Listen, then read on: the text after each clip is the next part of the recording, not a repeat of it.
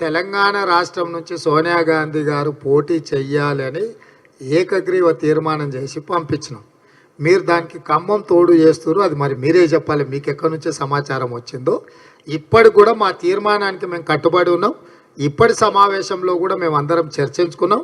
ఈ తెలంగాణ రాష్ట్రం నుంచి శ్రీమతి సోనియా గాంధీ గారు రాబోయే ఎన్నికల బరిలో దించాలి.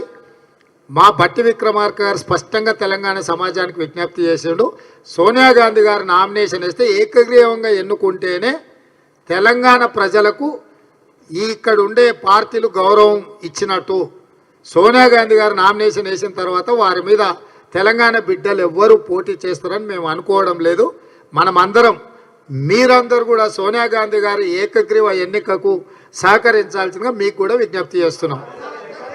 సోనియా గాంధీ గారిని బలిదేవత అని చెప్పినటువంటి రేవంత్ రెడ్డి గారు ఇవాళ పిసిసి అధ్యక్షుడిగా ముఖ్యమంత్రి కాగానే ఆయన వైఖరి మారింది. ఆమెని ఏకగ్రీవం చేయాలని చెప్పేసి మాట్లాడతాడు. అంటే బలిదేవత అన్నటువంటి సోనియా గాంధీ గారిని ఏకగ్రీవం చేయాలని నీ ప్రతిపాదన సరైనదని నేను నమ్మితే, మరి వందలాది మంది బలి తీసుకున్నటువంటి తల్లిదండ్రులు ఉన్నారు తెలంగాణలో.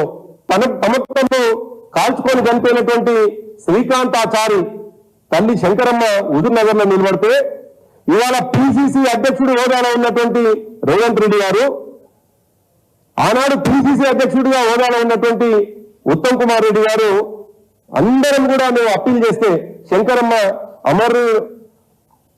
అమరుల కుటుంబం నుంచి పోటీ చేస్తా ఉంది, ఏకగ్రీవం చేయాలని చెప్పేసి మేము ప్రతిపాదన పెడితే అయాల తుంగలో పెట్టినారు, అయాల ఆ ప్రతిపాదనని పక్కకు పెట్టినారు.